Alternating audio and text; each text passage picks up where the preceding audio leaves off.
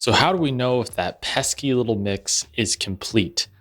When can we finally put the mouse down, hit render, and call the song quits? That's what we're gonna cover in this video here. How to know when your mix is done, when to finally render it out for mastering, and how to stop endlessly tinkering with it to a point where you might actually make it worse than where it is now. Hello everyone, I'm Joseph from Make the Music. I make videos for home studio musicians on how to get the best songs and create the best music with their abilities, skills, and gear. If you're interested in that, like this video down below and subscribe to the channel and check out my other videos. Anyways, let's get into the tips here.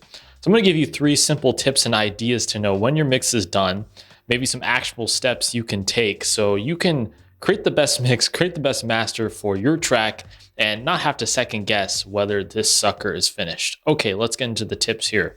Number 1 to know if your mix is finished is bring in a reference track.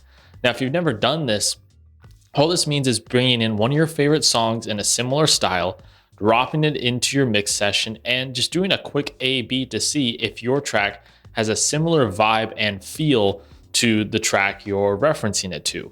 Now, the key here is you're not trying to match it completely. You're not trying to make them identical.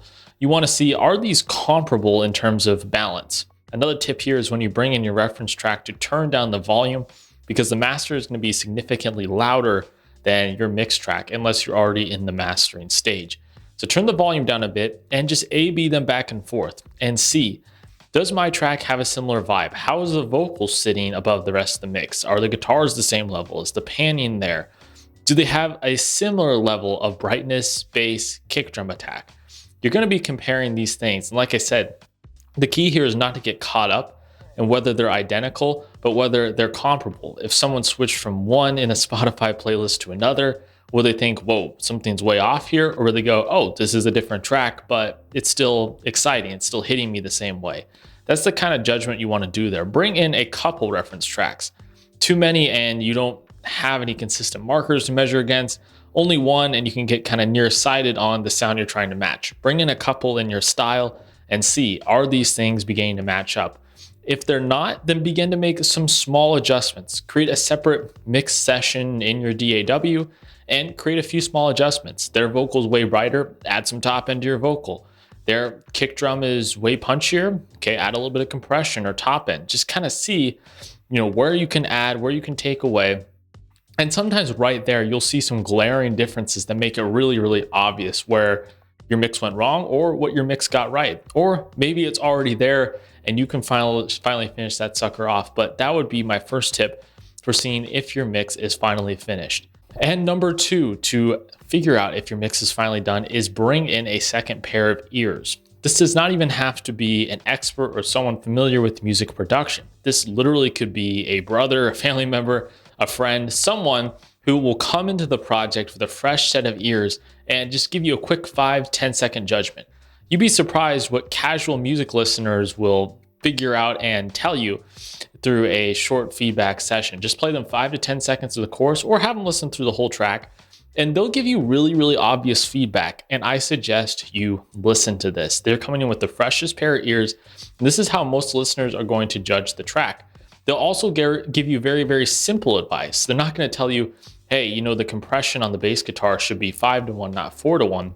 They're going to tell you, hey, I don't hear any sub in my speakers. Or they'll say something like, hey, I can't hear the vocalist.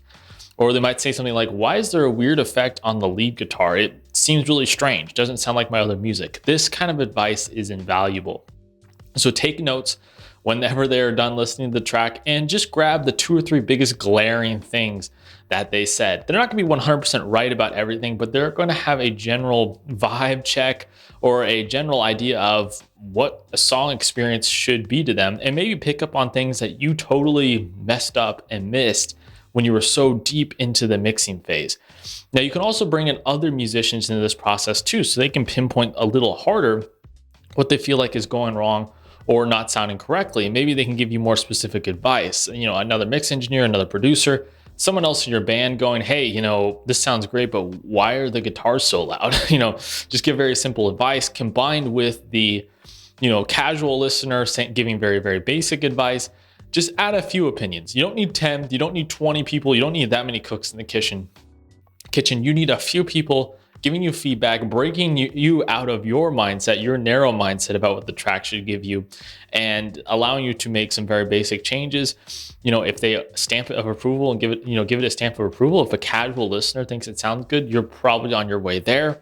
If they're making a couple comments like, I can't hear the vocal, where's the drums or something like that, then that's telling you that, okay, I need to start making some of these small adjustments there. So that's the second tip to help you know if your mix is finished. And then the third and final tip to know if your mix is finally done is the car/reference test. Okay.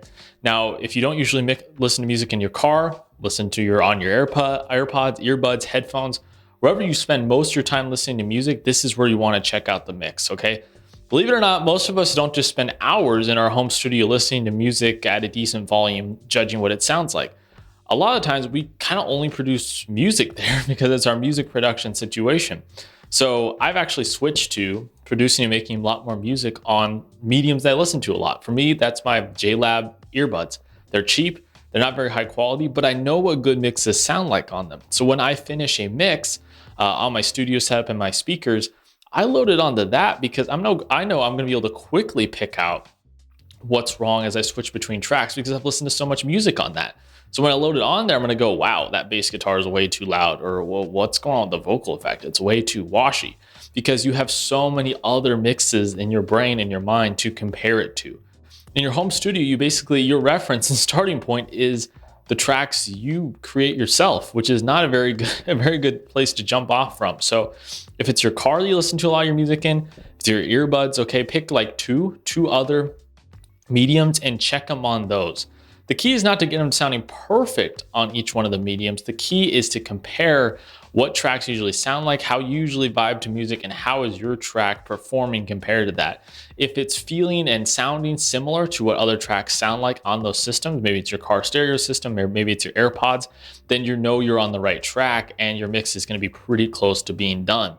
But if you hear glaring differences, especially volume balance differences on these other mediums, then you're making some mistakes in the mixing phase. You need to go back, pull up those references, and figure out exactly what's going on. I found that some mixes that I'm just battling with, I don't know what's going on with, until I finally render them out and play them on my earbuds or play them in my car, I immediately go, oh, it was that the whole time, or it was this little effect the whole time, or I found some things that I would have missed in my initial mix when I bounce it out and I listen to it in my car. I'm like, oh, this sounds perfect in my studio, but my gosh, this kick drum is way too loud. It's causing way too many problems. And you make that small adjustment. So that's the third tip to know when your mix is done. When you've got these things, all these three things lined up, for the most part, you know your mix is finished. You can stop tinkering with it. You've gotten feedback from others.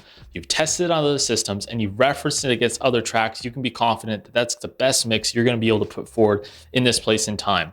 The goal is not perfection. The goal is to put your best effort forward, release that track, and then improve on to the next one. If you're looking for free resources to improve your mixes, I've got some free guides in the description down below, including the Home Studio Toolbox, which gives you a bunch of free resources to help you make music in your home studio. If you're looking for some one-on-one support, you can contact me by looking at my contact information in the pinned comment. I help home studio musicians create the best music in their studio. So thank you so much for watching this video. And anyways, I'll see you guys next time.